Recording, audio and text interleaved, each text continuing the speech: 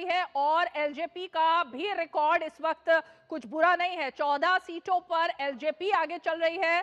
6 के नुकसान के साथ कांग्रेस पार्टी 13 सीटों पर इस वक्त आगे दिख रही है। 17 के नुकसान के साथ 58 सीटों पर आरजेडी आगे चल रही है और जनसुराज ने भी कुछ हद तक पहली बार अपना खाता तो खोल दिया है, 2 सीटों पर आगे चल रही है। लेकिन अदर्स का रिकॉर्ड भी कोई बहुत अच्छा नहीं है। 20 सीटों के नुकसान के साथ अदर्स इस वक्त सिर्फ 12 पर दिखाई दे रहे हैं। तो ये 243 सीटों के रुझान के साथ अब आप जरा क्षेत्रवार हम दिखाते हैं कि मगध में अगर हम रुझान देखें तो 53 सीटों में से बीजेपी आगे चल रही है। मिथिला क्षेत्र की बात करें उसमें भी एनडीए का ही रिकॉर्ड काफी ज्यादा आगे है। आरजेडी और कांग्रेस की बात करें तो सिर्फ 8 सीटों पर ही दिखाई दे रहा है ये रुझान मिथिला क्षेत्र में। और ये सीमांचल का वो एरिया है। किसी भी सूरत में हम लोग 160 से नीचे नहीं आवेंगे, 160 से ऊपर ही रहेंगे और वो लोग अपना 70-80 पर रहेंगे। सरकार एनडीए की बनेगी। फिर से नीतीश कुमार निश्चित रूप में हम लोग तो यही मान के चलते हैं कि नीतीश कुमार ही बनेंगे मुख्यमंत्री।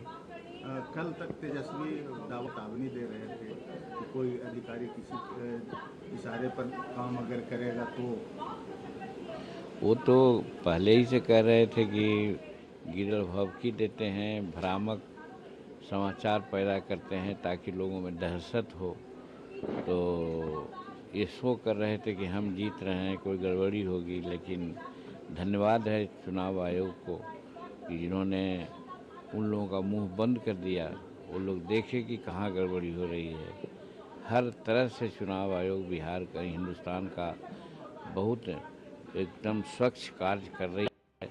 और हम समझते हैं कि इतना बड़ा देश में जहाँ करीब करीब 80 करोड़ 82 करोड़ वोटर्स हैं और वहाँ वोट कराना बहुत मुश्किल होता है और विभिन्न तरह के लोग होते हैं। वहाँ सक्सेसफुली वो वोट कराया है और हम समझते हैं कि इसके लिए जितना भी प्रशंसा किया जाए चुनाव आयोग का वो कम होगा। नेपाल जैसा स्थिति हो जाएगा। वो एक तो जो अपना जंगल राज का अपना प्रवृत्ति दिखला रहे थे तो अच्छा हुआ है, एफआईआर हुआ है, सुनते हैं कानूनी कार्रवाई होगी उन पर। जो इस तरह का बात बोलेगा या इस तरह की कार्रवाई में लीन होगा या कोई ऐसा वातावरण पैदा करेगा।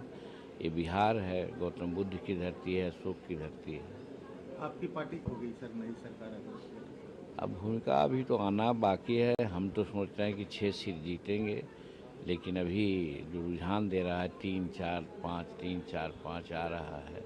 भूमिका क्या है, हम लोग तो आंख मूंद करके एनडीए को साथ देने वाले में से हैं। और ख़ास करके नीतीश कुमार का नेतृत्व को हम शुरू से ही कहा है कि उनके नेतृत्व में ही मुख्यमंत्री बने, लोग सरकार चले, अच्छा है। तो जीतन राम मांझी की तरफ से ये बड़ा बयान आया है सामने और उन्होंने कह दिया है कि नीतीश कुमार ही अब फिर से मुख्यमंत्री होंगे। बहुत कठिन चुनाव था लेकिन जनता ने रुझानों में एनडीए को जबरदस्त प्रदर्शन करता हुआ दिखा दिया है और रुझानों में 74 का आंकड़ा पहुंच गया है। रीवा, इस वक्त बीजेपी और जेडीयू दोनों ही